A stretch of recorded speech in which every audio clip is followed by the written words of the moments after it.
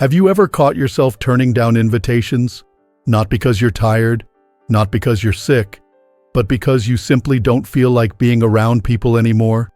Maybe you used to be the life of the party, the one who lit up a room with stories, laughter, and that quiet sense of charm only age can refine. But now, the idea of going out, making small talk, or sitting through another crowded dinner just doesn't have the same pull it used to. If that sounds familiar, you're not alone. And more importantly, there's nothing wrong with you. As we get older, something begins to shift inside us. Not always in loud or dramatic ways, but in subtle, powerful ones. Our priorities change. Our tolerance for nonsense shrinks. And more than anything, we begin to realize that time is no longer something we can afford to waste on people or places that leave us feeling drained instead of filled. Today, we're going to talk about that shift, those quiet, deeply personal reasons why you might be stepping back from socializing, even if you once thrived in it. And I promise, this isn't about judgment. It's about understanding. Because the more you understand yourself, the more peace you'll find in your choices. Let's begin with something we've all experienced: the sting of betrayal. Now, I don't mean the dramatic kind you see in movies. Affairs, public scandals, falling outs with fireworks. I'm talking about the slow kind. The kind that accumulates over time. A friend who didn't show up when you needed them. A family member who quietly withdrew when your spouse passed. A private story you once trusted someone with, only to hear it retold like gossip. These aren't just bad moments. They're bruises. And with age, you start to notice how many you've collected. That's what happened to Margie. She's 80 now. Years ago, she used to host dinner parties every weekend. Her house was filled with music, candles, the smell of her famous chicken casserole. But little by little, things changed. Friends moved away. Some disappeared after her husband died. One shared something she told in confidence. No single event broke her heart. It was a slow drip of disappointment. And now, Margie prefers the quiet. Not because she's bitter, but because she's at peace. She's not angry. She's careful. You see, when you've lived long enough, you stop offering yourself so freely. Not out of coldness, but out of wisdom. You learn that not everyone deserves a front row seat to your life. That your heart is something sacred, and sacred things don't get passed around casually. And that brings me to something else you may have noticed: your craving for peace. Remember your younger days? You could stand in a room full of people, chat about nothing, laugh at the same stories, and leave feeling satisfied. Now, those conversations feel different. Hollow, maybe. Empty. Small talk that once passed the time now feels like noise that steals your energy. Walter, a 75-year-old retired salesman, told me something recently that stuck with me. He said, "I spent 40 years talking to people for a living. These days, I just want a quiet porch and someone who doesn't need to fill the silence." He wasn't being antisocial. He was being honest. There's a difference. As you age, your emotional energy becomes more precious. You no longer feel the need to impress anyone. You're not trying to build a network. You're not climbing a ladder. You're not chasing approval. What you want is meaning. And if you can't find that in a conversation, you'd rather sit with a book, or your thoughts, or the birds outside your window. That's not loneliness. That's discernment. And maybe you've felt this too, that the silence no longer feels empty. It feels nourishing, like a warm bath at the end of a long day. And the more you taste it, the harder it is to give it up for company that feels shallow. Some people might misunderstand that. They might think you're becoming closed off, but you're not. You're just becoming more selective. And that's something to celebrate, not apologize for. Now here's something else that's hard to admit, but important to talk about. You've probably started to feel like people don't really understand you anymore. It's like the world got faster and louder, and somehow you got left behind. Not because you did anything wrong, but because it just shifted. Linda is 78. She spent her life as a schoolteacher, raised 5 kids, worked full-time, volunteered every week at church. And now, when she sits with her grandchildren or younger relatives, she notices the phones come out. The eye contact disappears. They nod, but they don't listen. They smile, but they don't ask. And when she tells a story from her past, they change the subject. It's not that they don't love her, it's that they don't understand her. And that, more than anything, makes her feel invisible. This kind of loneliness isn't about being physically alone. It's about being unseen, unheard. Like your voice got softer, not because you're weaker, but because people stopped tuning in. That's when silence starts to feel easier than trying to explain yourself. And that's when you start pulling back. Not because you've given up, but because you've grown tired of feeling dismissed. Psychologists have a name for this: emotional invalidation. It happens in quiet ways. Someone calls you too sensitive when you express a worry. Or they laugh off your concern. Or they say, "Don't be dramatic," when you're simply being honest. And those little moments?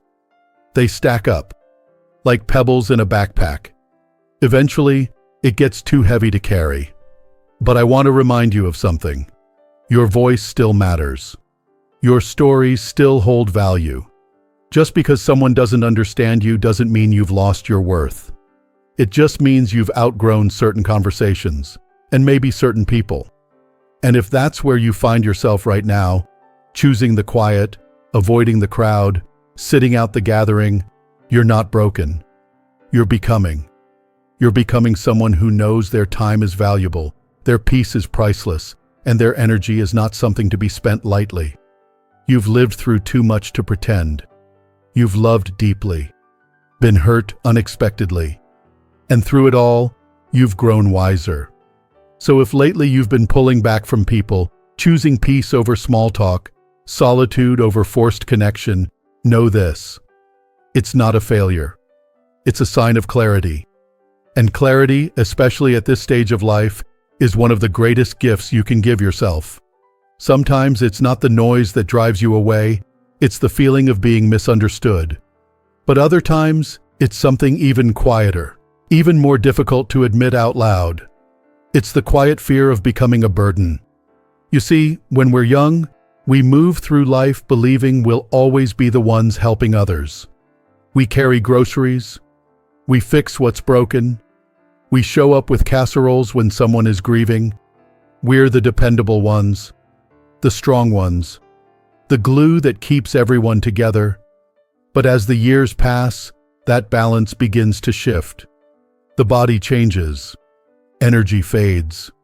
Maybe it takes longer to get ready, or stairs that once felt easy now feel like a climb. And suddenly, asking for help doesn't feel like a request. It feels like an imposition. That's what happened to Bob. He's 84 now. A proud, kind-hearted widower who used to spend every weekend with his daughter's family. Backyard BBQs, sleepovers with the grandkids, family game nights. But as his mobility changed and his confidence walking declined, so did his willingness to show up. He started saying no more often, declining invitations, making polite excuses. Not because he didn't want to be there, he did. He missed the laughter, the little hands tugging at his arm, the feeling of being part of something alive and messy and beautiful. But what he feared more was the possibility that his presence might become a problem. That someone would have to pick him up, rearrange plans, or slow down just for him. So he stayed home. Not because he didn't love them, but because he loved them so much, he didn't want to be a burden. That's a paradox so many of us quietly face. The more we need people, the less we want to need them. We retreat, not out of anger, but out of dignity. We want to be wanted, not managed. We want to feel like a joy, not a job. And so our world begins to shrink. One skipped dinner becomes 2. One silent day becomes a quiet week. Not out of bitterness, but out of a deep desire not to inconvenience the ones we love most. But here's what we often forget. The people who truly care don't see you as a weight. They see you as a gift. They don't show up because they have to. They show up because they want to. Yes, they may get tired. Yes, they may not always get it right. But your presence is never a problem when it's rooted in love. Still, that fear sticks around. You stay silent when you want to speak. You stay behind when you long to join.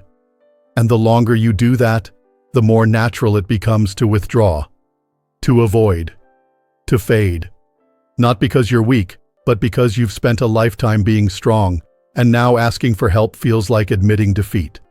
But I'm here to remind you that it's not defeat, it's humanity. It's okay to need. It's okay to ask. It's okay to show up in your truth, just as you are. And sometimes, even when you do your best to stay connected, life has a different plan. Not all relationships end with a bang. Some just fade. They dissolve quietly, without any final conversation or dramatic goodbye. One day you realize you haven't heard from an old friend in months, then a year. Then it hits you. You've grown apart, and you didn't even notice it happening. That's what happened to Diane. She's 72. For years, she and her best friend from high school would take long walks every Sunday morning. Rain or shine, they'd share stories, laugh at memories, and keep each other grounded. But life shifted. One moved farther away. The other got busy with grandkids. Their walks became less frequent, monthly, then yearly, then never. There was no fight, no hurt feelings. Just a gentle realization that they no longer had much to say. It's a strange kind of grief, that quiet ending. You still care about the person. You still smile when you see their name. But you've both changed. You've grown in different directions. And forcing the connection would feel like pretending. And so you let go. Not with anger, but with respect. As we age, we start to understand that not every relationship is meant to last forever. Some are for a season. They were beautiful when they were alive, but they've run their course. And holding on to them just for the sake of tradition can feel heavier than letting go. Letting go doesn't mean giving up. It means making space. Space for yourself. Space for new experiences. Space for silence, if that's what your soul needs. Because the truth is, the more you honor your time and your energy, the more selective you become about who you spend it with. Not because you're superior, not because you're bitter, but because you've learned that not all connections feed you. Some drain you. Some leave you lonelier than you were before they arrived. So you choose differently. You pause before saying yes. You notice how you feel after spending time with someone. Do you feel lighter or heavier? Do you feel heard or dismissed? That awareness becomes a compass, and it leads you towards something many people never truly find: the joy of your own company. And when that happens, when you realize you no longer need a full calendar or a crowded room to feel alive, you begin to rediscover yourself in ways you never expected. There's something remarkable that happens when you begin to truly enjoy your own company. At first, it might feel like pulling back, like saying no a little more often, canceling plans, or letting the phone ring without answering. But then, slowly, it starts to feel like returning home. Charlie is 81 now. If you had met him 20 years ago, you'd have seen a man who lived for company. His home was the gathering place: birthdays, anniversaries, Sunday dinners. There was always music, food, laughter. He was the loudest voice in the room, always telling stories, always making people feel welcome. But today, he finds something just as rich in the quiet. He wakes up early, makes coffee, and sits on his porch to watch the birds. He says he doesn't miss the parties. Not really. Because inside his head, the stories are still alive. The memories are still there. And for the first time, he has the space to truly savor them. You see, there's a kind of peace that only shows up when you stop performing. when you stop trying to be everything for everyone, when you stop needing to explain why you are the way you are, and instead, you just are. That's not isolation. That's freedom. And I know it can confuse the people around you. They might ask if something's wrong. They might say, "You used to love coming to these things." They might not understand that what you once needed, you no longer crave. And that doesn't make your past self any less real. It just means you've grown. There's a richness in solitude that few people talk about. It's not about being alone. It's about being with yourself. It's about walking at your own pace, thinking your own thoughts, doing what you please, not because you've been left behind, but because you've caught up with yourself. And when you get to that point, when you finally realize you don't need a crowd to feel complete, something beautiful happens. You stop apologizing for your silence. You stop justifying your choices. You start honoring what feels right, not for everyone else, but for you. This kind of clarity doesn't come overnight. It comes from decades of giving, helping, navigating relationships, showing up for others. It comes from heartbreak and healing, from feeling misunderstood and still choosing to stand in your truth. It comes from age. And age, my friend, is not just a number. It's a doorway to deeper understanding. So if lately you've been avoiding certain people, or skipping events you used to attend, or choosing a quiet evening over a noisy gathering, please hear this. You're not bitter. You're not broken. You're not fading.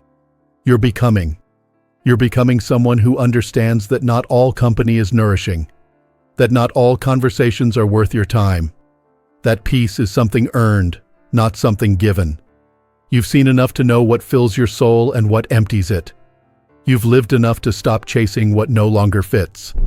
And if that means your circle gets smaller, your days get quieter, or your phone rings less, so be it. Because what you've gained is far more valuable than what you've left behind. You've gained discernment, the ability to know who's real, who's safe, and who's worth your energy. You've gained perspective, the wisdom to know that your value isn't tied to how many people surround you, but how well you know yourself. And you've gained peace, the rare quiet kind that comes not from being surrounded, but from being centered.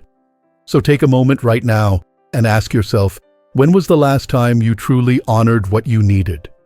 Not what others expected, not what tradition dictated, but what your soul whispered. Maybe you've needed more space, more rest, more silence. Maybe you've longed for fewer "how are you" and more "I see you." Maybe you've just needed permission to say, "not today," without guilt. Well, consider this your permission. You don't need to prove anything anymore. Not your worth, not your strength, not your loyalty. You've done enough of that in your lifetime. Now is the time to do what feels right for you, to guard your heart like the treasure it is, to surround yourself with people who lift you, not drain you, to rest when you need to rest, to say no when your body says no, to say yes only when your heart says yes. And if anyone questions that, just smile gently, because you don't owe them an explanation. Your life, your rhythm, your choices, they belong to you now. There's dignity in solitude. There's grace in boundaries. And there's strength in knowing that even in your quietest moments, you are never truly alone. Because while your world may have gotten quieter, it has also gotten clearer. And clarity, my friend, is the loudest kind of wisdom there is. So if something in this video resonated with you today, if you saw yourself in Margie or Bob, in Linda, Diane, or Charlie, know that you are not the only one. There are countless others walking this same road. Slower, maybe. Quieter, certainly. But with open eyes and wiser hearts. And I hope you'll take a moment to share something below. A thought, a feeling, a moment you've had recently that reminded you of your own growth. Because your voice matters. Your story matters. And your truth might just be the exact encouragement someone else needs to hear today. If you found this video helpful, inspiring, or comforting in any way, please give it a like. Subscribe to the channel so you don't miss more content like this. And if you know someone who might need these words, share it with them. Because sometimes all it takes is one message, one voice, one moment of honesty to remind us. We are not alone. Here's to finding peace in your presence. Here's to living your truth, protecting your joy, and embracing the fullness of life at every stage. And most of all, here's to you. Thanks for spending this time with me. I'll see you again soon.